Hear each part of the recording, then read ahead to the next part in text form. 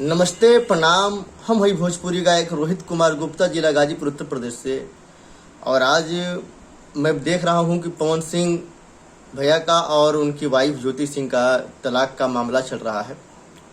और देखिए, किसी का घर न टूटे, यही दुआ रहती है हमारी। मालिक करे दोनों लोग का मोहब्बत फिर से चालू हो जाए, हंसने मुस्कुराने लगे। लेकिन एक बात मैं कहूँगा कि देखिए, उनकी पर्सनल ज़िंदगी के बारे में न तो मैं जानता हूँ न तो दुनिया जानती है। दोनों लोग एक साथ रहे हैं, दोनों ने क्या किया है क्या नहीं किया वो अपने मैटर को खुद जानते हैं, इसलिए किसी पे इल्ज़ाम लगाना गलत बात होगा। और सबसे बड़ी बात मैं ये बोलूँगा कि देखिए, हर पति ये चाहता है कि उनकी बीवी अपने पति के घर पे रहे, अपने ससुराल में रहे, तो उनके माँ का, उनके परिवार का, उनके पिता का, उनके भाई का सम्मान करे, सेवा करे, ठीक है।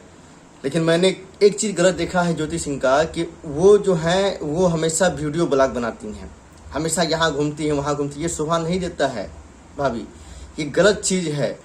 एक पत्नी का फर्ज होता है, जब तक आपका शादी नहीं हो तब तक आपको जो करना है करिए, कि शादी के बाद वो औरत अपने परिवार के लिए, ससुराल के लिए शान मान जान होती है। तो इसलिए मुझे ये बात गलत लगी है, इस बात का मैं विरोध करता हूँ। क्योंकि पवन सिंह आपके खुद इतने बड़े स्टार हैं, पावर स्टार हैं, उनके पास पैसों की कमी नहीं है, और आप पैसा कमाने चली हैं ब्लॉग बना करके, वीडियो बना करके। ये हमको तो लगता है कि आप उनके नाम पर स्टार बनना चाहती हैं, फेमस होना चाहती हैं। ये गलत बात है। और हमको लगता है कि तलाक का रीजन नहीं है कि अगर आप उनके माँ बाप का सेवा नहीं करेंगी, या उनका ही नहीं, हर लड़के की ज़िंदगी में अगर शादी होने के बाद अगर लड़की अगर अपने ससुराल का अगर सेवा नहीं करती तो हर कोई तलाक ही लेना चाहता है या दूर हो जाता है। तो हमको लगता है यही मैटर है। और आपसे यही रिक्वेस्ट है भाभी कि आप उनके परिवार में जाइए, उनके माँ हैं, उनके भाई हैं, जो भी उनके परिवार में सदस्य, उनकी सेवा करिए, आशीर्वाद दीजिए, प्यार मोहब्बत से रहिए।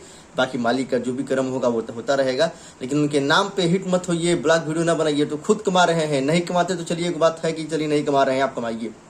लेकिन तो खुद करोड़पति अरबपति हैं, लखपति हैं, उनको एक फिल्म का कई करोड़ रुपये मिलता है, एक दिन का उनका 50 लाख 60 लाख बनता है। तो मुझे कहीं ना कहीं तलाक का मुद्दा यही लगा है। और आप लोग कभी भी किसी को गलत ना कहें।